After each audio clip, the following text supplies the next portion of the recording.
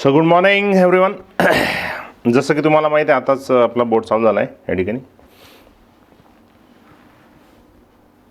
So कल के lecture में हमने आपण काल जो बराच पार्ट बघितला तो NCERT मध्ये नाही आहे, ठीक आहे. पण ओके, म्हणजे आपल्याला मे बी जर पुढच्या वर्षी क्वेश्चनची लेवल जर वेगळी झाली तर आपल्याला त्या गोष्टी आल्या पाहिजे, ठीक आहे.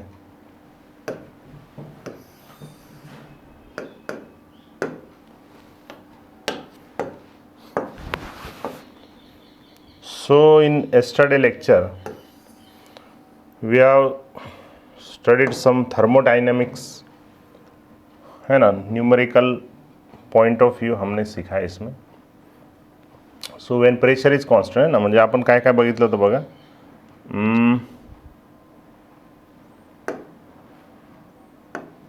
तो हमने एंट्रोपी के चेंज के कुछ फॉर्मूले देखे थे. डेल्टा एस 3 फॉर्म्युले आपण घेतले होते. याच्यामध्ये कोणते होते रे?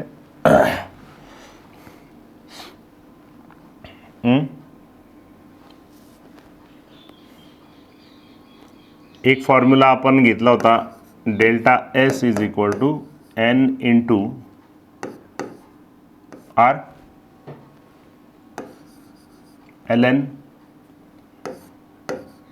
V2 अपॉन V1, बरोबर. हे कशासाठी? फॉर आयसोथर्मल प्रोसेस, है ना. आपला टोटल फॉर्म्युला हा होता ॲक्च्युली.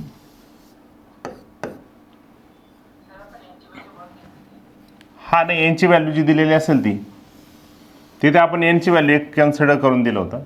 पण तो जनरल फॉर्म्युला जो होता तो आपला होता एन इंटू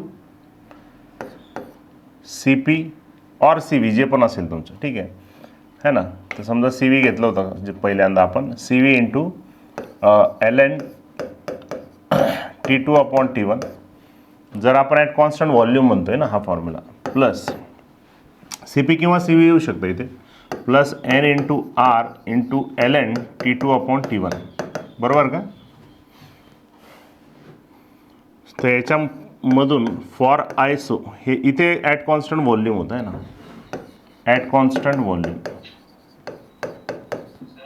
हां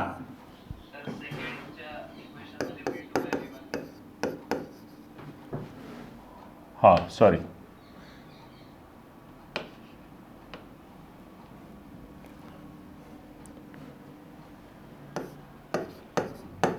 बरोबर का. हां. सो फॉर आयसोथर्मल प्रोसेससाठी टेम्परेचरचा चेंज नाही आहे काही, आहे ना. मग आयसोथर्मल प्रोसेससाठी जो एंट्रोपी चेंज असेल तो काय असेल? N into R into L N V2 upon V1, और we know pressure is inversely proportional to volume, so that will be L N P1 upon P2, ठीक है. फॉर आइसोकोरिक प्रोसेस, है ना, या पहले आइसोबारिक लेते हैं. Isobaric process pressure is constant, right. So at constant pressure this value will, है ना, इथे आपण V2 अपॉन V1 और P1 बाय P2 पण घेऊ शकतो, म्हणजे कॅन्सल होईल. आयसोबॅरिक प्रेशर म्हणजे प्रेशर कॉन्स्टंट आहे. मग सी व्हीच्या ठिकाणी म्हणजे आपण एक इथे मोलार कॅपॅसिटी पण घेऊ शकतो. लक्षात आलं ना तुमच्या? मोलार हीट कॅपॅसिटी असा जनरल फॉर्म्युला आपण तयार करू शकतो इथे ॲक्च्युली. मग फॉर आयसो म्हणजे बुकमध्ये तसा दिलेला आहे, पण आपण असं घेऊ शकतो. For isobaric process pressure is constant, so delta S will be equal to pressure constant है, इसका मतलब ये टर्म तो आपका 0 आ जाएगा, P1 बाय P2, है ना. इसको हम लिख सकते हैं ना. सो फॉर आइसोबैरिक प्रोसेस ये वाली क्वांटिटी आपकी चली जाएगी, यानी ये बचेगा एट CP, ये यहाँ पे आएगा, और ये बन जाएगा ln T2 अपॉन T1, बरोबर का आता, ठीक है. एंड तीसरा फॉर आइसोकोरिक प्रोसेस. हे फॉर्म्युले जनरली आतापर्यंत मी पण नाही घेतले तुम्हाला जास्त कधीच कोणाला, पण तुमच्या बॅचला घेतले मी पहिल्यांदा. वॉल्यूम इज कॉन्स्टंट,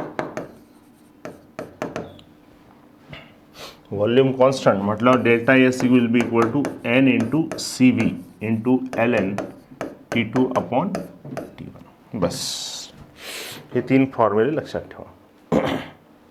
ओके, 1, 2 आणि 3. बरोबर का? आता चला याच्यावर क्वेश्चन्स करूयात काही. Will do some questions. चला झालं काय? हां, PYQजला पण नाही दिसले मला काही जास्त याच्यावर क्वेश्चन. जे ॲक्च्युली जेईला विचारलेले आहे, जेईच्या एक्झामला विचारले आहे. ठीक आहे, तेच फॉर्म्युले लिहून दिलेले, वेगळे काही नाही आहे. इथे CM आहे ना, हे काढून टाकू आता. ही मोलार हीट कॅपॅसिटी आहे. ॲट कॉन्स्टंट प्रेशर असू शकते किंवा ॲट कॉन्स्टंट व्हॉल्यूम असू शकते. आयसोथर्मल म्हटल्यावर टेम्परेचरची ही टर्म चालली जाईल, म्हणजे फक्त एवढंच राहील. बरोबर. जर तुम्हाला आयसोबॅरिक म्हटलं तर प्रेशर तुमचं कॉन्स्टंट आहे म्हटलं V2/V1च्या ठिकाणी आपण P1/P2 पण घेऊ शकतो, म्हणून ते टर्म पण चाललं जाईल, आहे ना. म्हणजे याचा अर्थ तुमचे delta S will be N equal to N into CP येईल इथे, आणि आयसोकोरिक म्हटलं तर N इंटू CV येईल इथे. ठीक आहे, चला क्वेश्चन देतो मी तुम्हाला. क्वेश्चन असा आहे, 2 मोल्स तुम्हाला फिजिक्सला हे आहे का एंट्रोपी?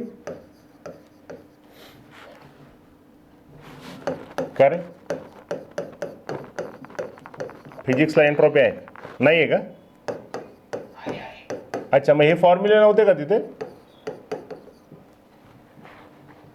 हा, हे फॉर्म्युले नव्हते? अच्छा,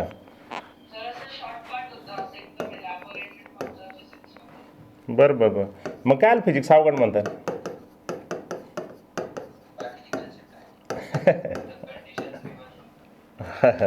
अरे कोणती कंडिशन रिव्हर्स आहे रे? फक्त वर्क डनची तर कंडिशन रिव्हर्स आहे.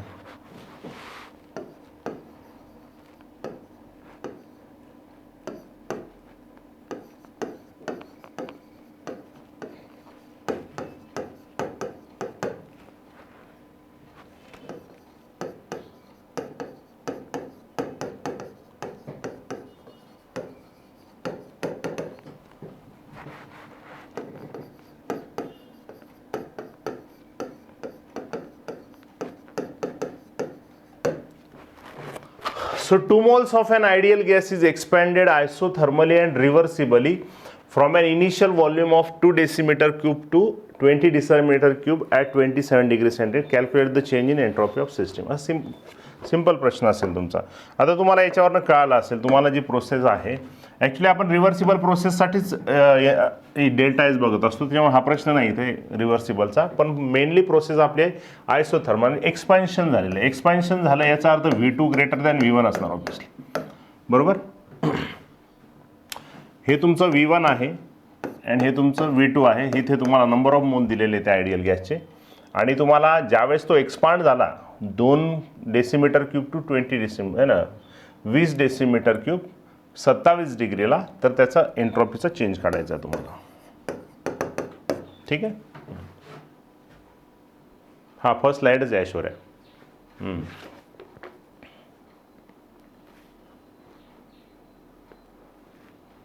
बरोबर आहे निखिल, बरोबर आहे, करेक्ट. फक्त आरची व्हॅल्यू कोणती वापरायची याच्यामध्ये कन्फ्युजन नाही पाहिजे तुम्हाला. आता इथे 8.314च वापरतो आपण इथे. ठीक आहे. तर आयसोथर्मलसाठी आपण शिकलेलो आहे, म्हणजे टेम्परेचरचा टर्म तिथे कॅन्सल होईल, म्हणजे delta S will be equal to काय येईल रे?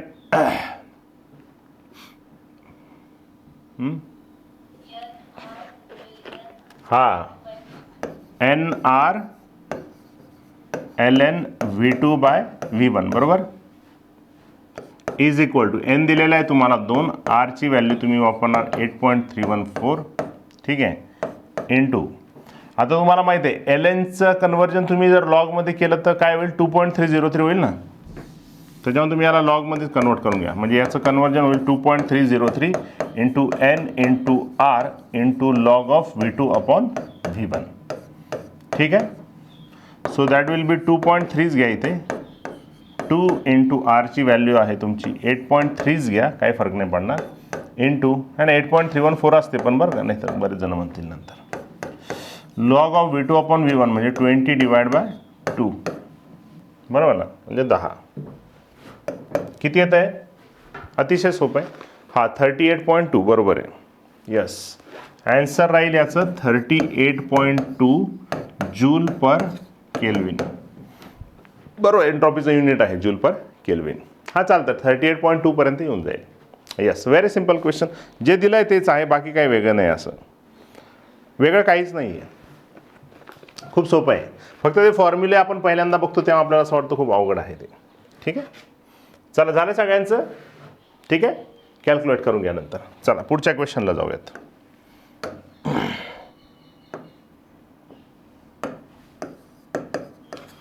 दुसरा क्वेश्चन आहे, calculate the entropy change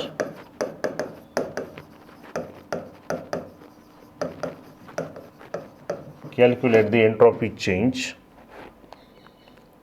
accompanying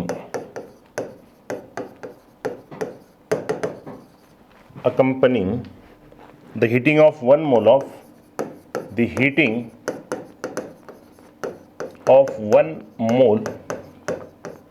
of helium gas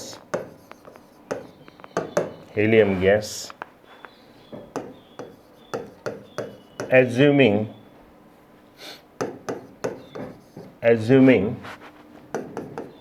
ideal behavior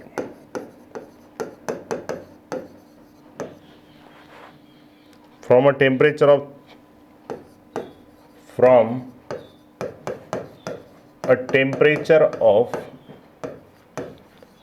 300 Kelvin to 1000 Kelvin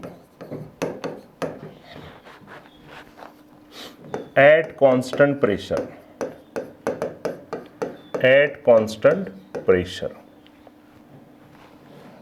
Assume CV is equal to 3/2 R. हा पण सोपा प्रश्न आहे. फक्त तुम्हाला CP दिलंय, CV दिलंय. तुम्हाला माहिती आहे काय काय इन्फॉर्मेशन आहे. तुम्हाला कॅल्क्युलेट द एंट्रोपी चेंज है ना, म्हणजे डेल्टा एस काढायचं आहे तुम्हाला. हीटिंग ऑफ वन मोल म्हणजे यांची व्हॅल्यू एक आहे of helium gas assuming ideal behaviour from a temperature of T1 to T2 1000 kelvin at constant pressure. म्हणजे आयसोबॅरिक प्रोसेस आहे तुमची. बरोबर, CV is equal to 3/2 R. सोपं आहे, वेगळं काही नाही, असं नथिंग डिफरंट.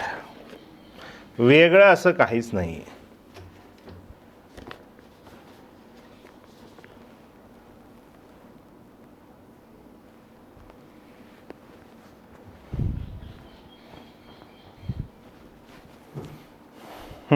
किती येत आहे?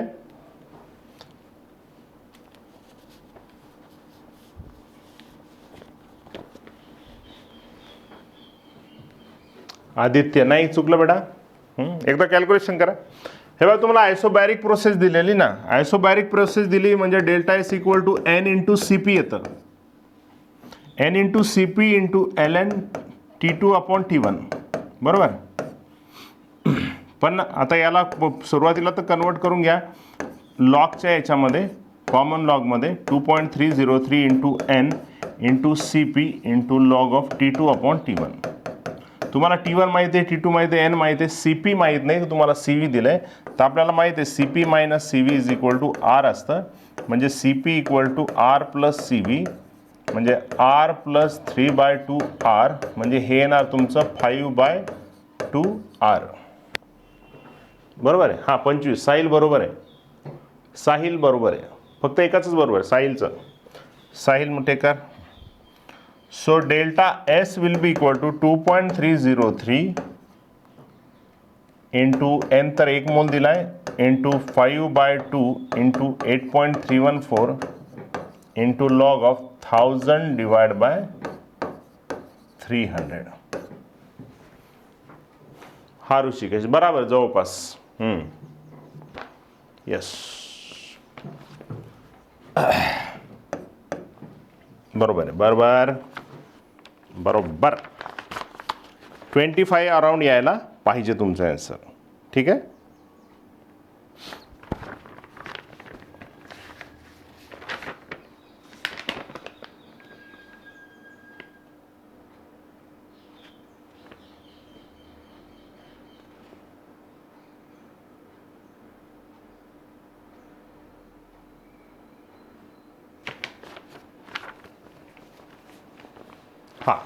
ठीक आहे, 25च्या अराउंड यायला पाहिजे आन्सर तुमचा आन्सर अराउंड 25 जूल पर केल्विनच्या जवळ यायला पाहिजे. 25च्या जवळ म्हणजे कारण याच्यावर डिपेंड करते. आता तुम्ही 2.3 घेता, 2.303 घेता, तुम्ही 8.313 घेता की 8.314 घेता, त्याच्यावर डिपेंड आहे ते आन्सर, बरोबर. पण अराउंड 25 आन्सर येऊन जाईल त्याचं. 24 नाही येणार, एवढं कमी नाही येणार, 25पर्यंत यायला पाहिजे कुठेतरी. 25 पॉईंट आहे त्याचा आन्सर, पण ठीक 25.2 काहीतरी असं आहे, पण तू चालतं एवढं तेवढं, कारण आपण एक्झॅक्टली इथे घेत नाही व्हॅल्यू. ठीक आहे, हा चालेल ना. 25च्या जवळ जे येतं आहे ते 25च्या जवळ पाहिजे. हो 25 जे एक्झॅक्टली कॅल्क्युलेट केलं तर वेगळं येईल आहे ना, थोडं याच्यामध्ये काहीतरी व्हॅरिएशन, पण अराउंड 25 आहे. ठीक आहे, ओके ओके क्या, ठीक है. सो मेरे प्यारे बच्चों, इसका मतलब है तो आपको थोड़ा पेज नंबर, तो आपको पेज नंबर, हाँ तो आपको पेज नंबर उसके आगे के पेज नंबर पे जाना है, 185 नंबर के पेज के ऊपर. वहां पे आपको दिया है entropy and second law of thermodynamics. ठीक है, वहां पे आपको हेडिंग दिया है entropy and second law of thermodynamics.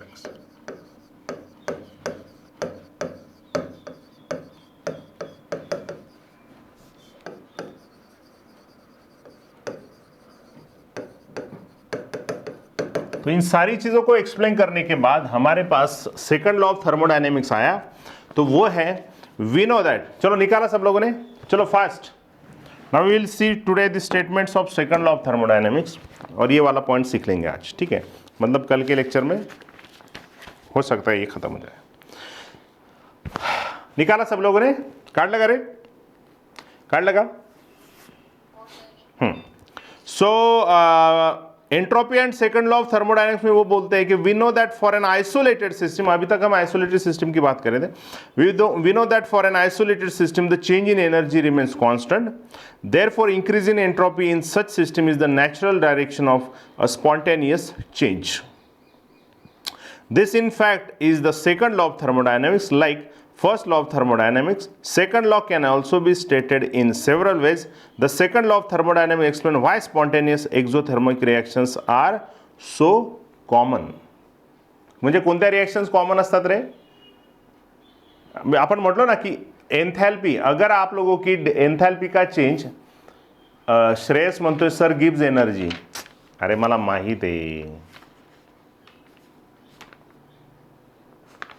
येणार आहे त्याच्यावर. पहिले एंट्रोपीचं संपून घेतो ना, माहिती आहे मला ते. ठीक आहे सर, जुन्या NCERT मध्ये सेकंड लॉ नाहीच आहे. नाही रे, असेल असं कसं. सो म्हणजे रिॲक्शन कोणत्या कॉमन असतात माहिती आहे का? रिॲक्शन कोणत्या कॉमन असतात? रिॲक्शन कॉमन अरे हो बाबा, मी तो पॉइंट सोडला. हां, तो गिव्स एनर्जी अँड स्पॉन्टॅनिटीचा पॉइंट मी घेतोय. पहिले मी तो पुढचा पॉइंट घेतोय. त्यांनी ॲक्च्युअली देताना हा द्यायला पाहिजे, पण मी सांगतोय मी तुम्हाला. ठीक आहे. So we know that for, हां नाही आहे का, ठीक आहे जाऊ द्या. आहे का माझं? तुम्हाला एंट्रोपी कळालं, तुम्हाला हे कळालं की जनरली कॉमन रिॲक्शन्स कशा असतात. जनरली for spontaneous reaction,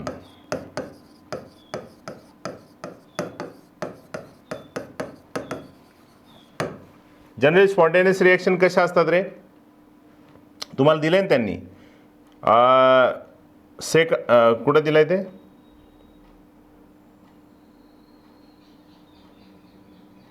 हा, the second law of thermodynamics explains why spontaneous exothermic reactions are common. तुम्हाला सेकंड लॉ काय सांगतो? सेकंड लॉ काय सांगतो तुम्हाला?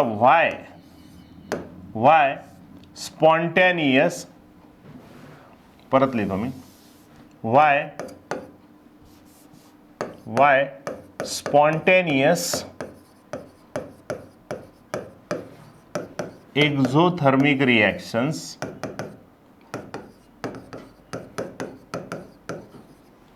आर कॉमन, है ना? Why why spontaneous exothermic reactions are common. हे तुम्हाला आठवतं का, आपण बघितलं होतं की जनरली एंथैल्पी जर निगेटिव असेल है ना, एक्झोथर्मिक रिएक्शन अगर होती है तो वो स्पॉन्टेनियस होती है, मतलब वो फॉरवर्ड डायरेक्शन में जाती है. यही सीखा था ना हमने, उसमें प्रोडक्ट इजीली बनेगा. मतलब जिनकी एंथैल्पी का चेंज निगेटिव होता है वो रिएक्शन जनरली फॉरवर्ड डायरेक्शन में जाते हैं. लेकिन हमने सीखा था कि कुछ ऐसे रिएक्शंस हैं जो एंडोथर्मिक होते हुए भी स्पॉन्टेनियस है, मतलब वो फॉरवर्ड डायरेक्शन में जाते हैं. इसलिए हमने एंट्रोपी का टर्म सीखा. तो हम जनरली ऐसे ही बोलते हैं कि एंट्रोपी बढ़ेगी मतलब वो स्पॉन्टेनियस रिएक्शन है. लेकिन हमने वाटर फॉर्मेशन का एक रिएक्शन देखा था जिसमें एंट्रोपी का चेंज निगेटिव है, और वो रिएक्शन हमने सीखा था, है ना, याद है आप लोगों को. तो एंथैल्पी एक क्राइटेरिया है लेकिन वो 100% सही नहीं है.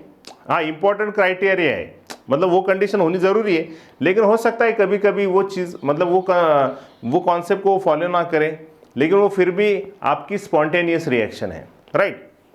उसके बाद हमने एंट्रोपी सीखा. तो मोस्टली एंट्रोपी बढ़ती है तो आपकी रिएक्शन स्पॉन्टेनियस होती है ना. जनरली एंट्रोपी बढ़ती है तो आपकी रिएक्शन स्पॉन्टेनियस होती है. लेकिन कुछ ऐसे कुछ ऐसे रिएक्शंस है जहां पे एंट्रोपी का चेंज निगेटिव होते हुए भी वो रिएक्शन आपकी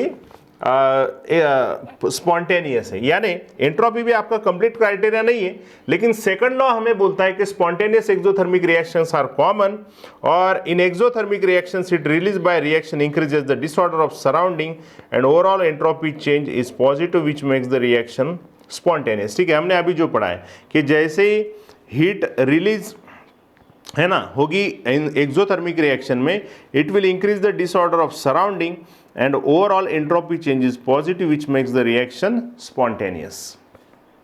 क्लियर यहाँ तक? ये वाला जो आपको एंट्रोपी और सेकंड लॉ ऑफ थर्मोडायनेमिक्स का पॉइंट दिया है. लेकिन यहाँ से आप लोगों को second law of thermodynamics K statement नहीं समझते यहाँ से. ठीक है, तो जो second law of thermodynamics K sentence है उसमें सबसे पहले जो स्टेटमेंट आएगा, इसमें बहुत अलग अलग स्टेटमेंट है. सबसे पहला स्टेटमेंट है इसमें,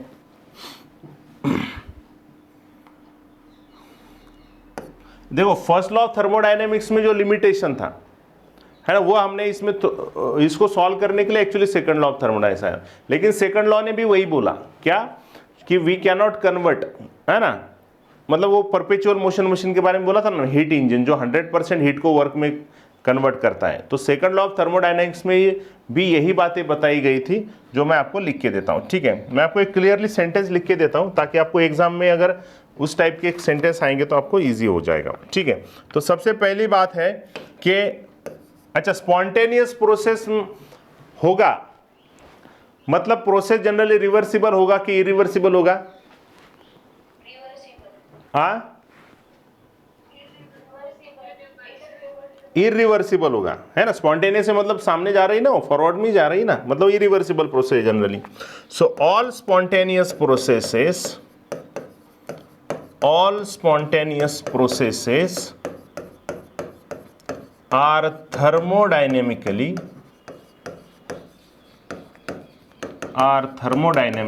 इरिवर्सिबल. ये पहला स्टेटमेंट है सेकंड लॉ ऑफ थर्मोडायनेमिक्स का. ठीक है, ध्यान में रखना. दूसरा सेंटेंस और है, इसी से रिलेटेड है. The entropy of universe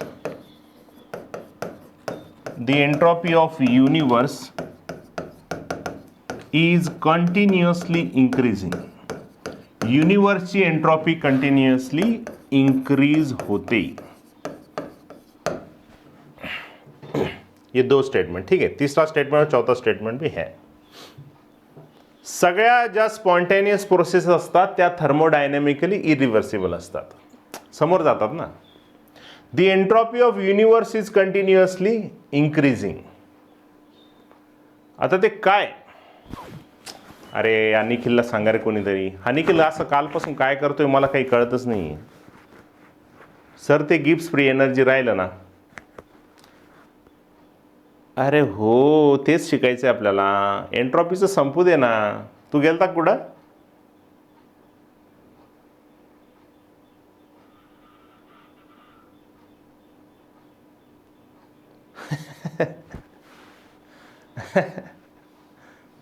sir मी बोललोच नाही. मग 2 निखिल एक काय कोणी तुझ्या नावाने आलंय का कोणी?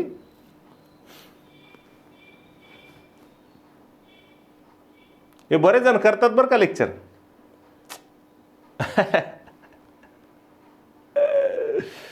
बरेच जण लेक्चर करतात आपलं माहिती आहे का? चांगलं आहे पण.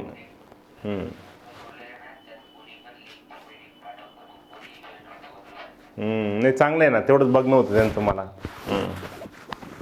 सरांना बघून होतं. दुपारी पण येतात त्या, सकाळी येतात म्हणजे दुपारी येणारच आहे ना. करू द्या रे बिचारे. कसं असतं तुम्हाला लंगर माहिती आहे का? काय काय नाही असं नाही म्हणायचं, ज्ञान आहे फुकट काय. ठीक आहे तुम्ही त्यांचे पैसे भरताय असं समजा ना.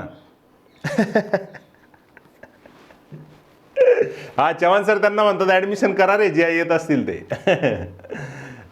तुम्हाला माहिती आहे का, तशीच भावना ठेवा तुम्ही सध्या, त्याच्यामुळे आपल्याला काही होणार नाही. म्हणजे बाबा आपण जास्त लंगरमध्ये जेवण केले का रे तुम्ही कधी?